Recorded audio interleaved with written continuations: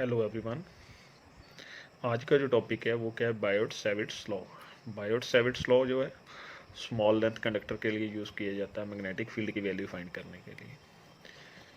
जो करंट वाली वायर है वो मैग्नेट की तरह बिहेव करती है, तभी तो जब वायर में से करंट फ्लो करता है तो वो अट्रैक्टिव शॉक होता है उसका।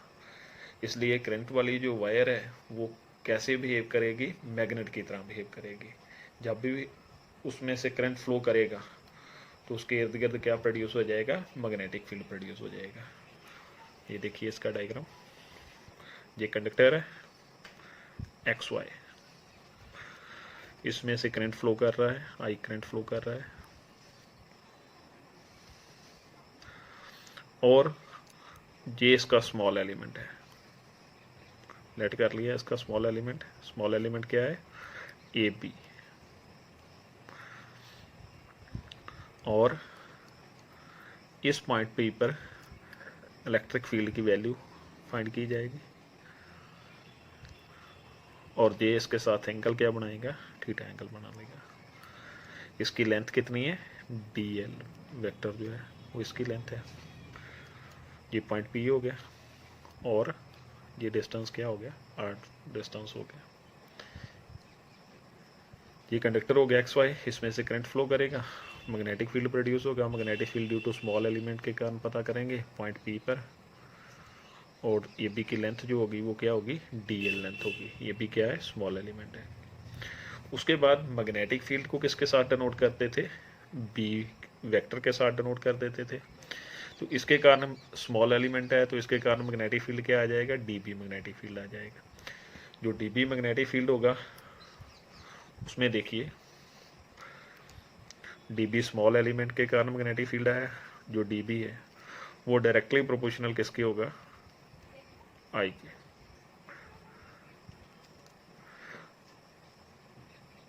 करंट जितना ज़्यादा फ्लो करेगा वायर में से उतना ज़्यादा मैग्नेटिक फील्ड होगा इसमें। D B directly proportional to D L. Length की वैल्यू बढ़ेगी स्मॉल एलिमेंट की तो मैग्नेटिक फील्ड की वैल्यू भी बढ़ जाएगी। D B directly proportional to sine theta. इसका मतलब क्या है, परपेंडिकुलर डायरेक्शन में मैग्नेटिक फील्ड की वैल्यू क्या होगी, ज़्यादा होगी। और किसी भी एंगल से मैग्नेटिक फील्ड परपेंडिकुलर डायरेक्शन में ऑब्जर्व किया जाएगा तो वहाँ पर मैग्नेटिक फील्ड की जो वैल्यू होगी वो क्या होगी, मैक्सिमम भी बोल सकते हो आप। और फोर्थ जो फैक्टर है डी बी, डी बी क्या है, मैग्नेटिक फील्ड है ड्यू टू स्मॉल एलिमेंट। ये स्मॉल एलिमेंट के कारण है। D B inversely proportional to क्या है, डिस्टेंस का स्क्वायर। डिस्टेंस ये हो गया, डिस्टेंस का स्क्वायर इनवर्सली हो गया। डिस्टेंस बढ़ जाएगा तो मैग्नेटिक फील्ड की वैल्यू क्या कम हो जाएगी। ये पॉइंट पी दूर चला जाएगा तो मैग्नेटिक फील्ड की वैल्यू क्या हो जाएगी, कम। क्योंकि तार से जो तार है, जो वायर है, उससे हम क्या चले गए, दूर चले गए। अगर दूर चले जाएंगे तो वायर का इफेक्ट क्या हो जाएगा, कम हो जाएगा, मैग्नेटिक फील्ड का इफेक्ट कम हो जाएगा। इसलिए डिस्टेंस बढ़ने से मैग्नेटिक फील्ड की वैल्यू क्या हो जाएगी, कम हो जाएगी। उसके बाद देखो इन फैक्टर्स को कंबाइन कर लिया जाएगा, 3 और 4। कंबाइन दीज फैक्टर्स, क्या बन जाएगा, डी बी डायरेक्टली का साइन आ जाएगा, I D L sine theta upon R square आ जाएगा। और उसके बाद देखो डायरेक्टली को इक्वल टू के साइन में कन्वर्ट करेंगे तो कांस्टेंट लग जाएगा। डी बी इक्वल टू क्या आ जाएगा, के आई D L sine theta upon क्या आ जाएगा, आर स्क्वायर आ जाएगा। उसके बाद एसआई सिस्टम में, एसआई सिस्टम में के की वैल्यू क्या होगी, म्यू नॉट अपॉन 4 पाई। म्यू नॉट क्या है, absolute magnetic permeability for free space. Mu naught क्या है, absolute magnetic permeability for free space.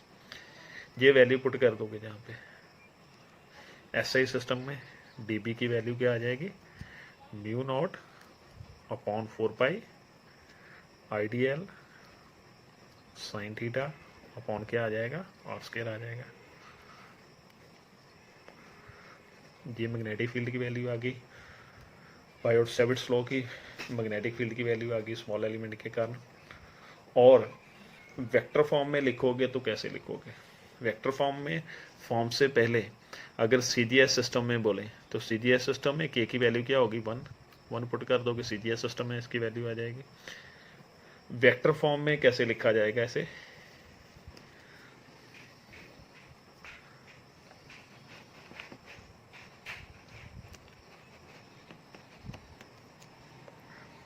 In vector form, vector form में ऐसे लिख देंगे dB vector equal to mu naught upon 4 pi. उसके बाद लिख देंगे I dl vector cross r vector आ जाएगा। उसके बाद अपॉन क्या आ जाएगा? r क्यूब लिख देंगे। अब देखो ये वैल्यू थी, नीचे r स्क्वायर था पर नीचे मैंने क्या लिखा? r क्यूब लिखा। ऊपर की तरफ r नहीं है तो मैंने साइन जब हट जाएगा तो क्या बन जाएगा? क्रॉस का साइन आ जाएगा, क्योंकि इसका फॉर्मूला क्या था? a cross b equal to A B sine theta आ जाएगा। ये फॉर्मूला था इसका। a क्रॉस b, a की जगह क्या लिखा मैंने? dl, और b की जगह क्या लिखा? r vector. और साइन जो है ए बी साइन थीटा, वो क्या फॉर्मूला बन जाएगा? ए वेक्टर क्रॉस बी वेक्टर। ए की जगह क्या आ जाएगा? ए की जगह कौन सा आ जाएगा? dl, और बी की जगह कौन आ जाएगा? r आ जाएगा। मैंने एक r से ऊपर मल्टीप्लाई कर दिया और एक r से क्या कर दिया? डिवाइड कर दिया, और ये फॉर्मूला आ गया हमारे पास। ये फॉर्मूला बन गया। ये वेक्टर फॉर्म में एंगल इन्हीं दोनों में आएगा, इन्हीं दोनों में। ऊपर डायग्राम में देखोगे तो इन्हीं दोनों में एंगल है, इसलिए क्रॉस का साइन भी इसी में आएगा। ठीक है, डायग्राम में देखो dl और r में वेक्टर दोनों में एंगल है, इसलिए क्रॉस का साइन भी इन्हीं दोनों में आया। ये किसका फॉर्मूला हो गया वेक्टर फॉर्म का? बायोट-सैविट्स लॉ का फॉर्मूला हो गया वेक्टर फॉर्म में।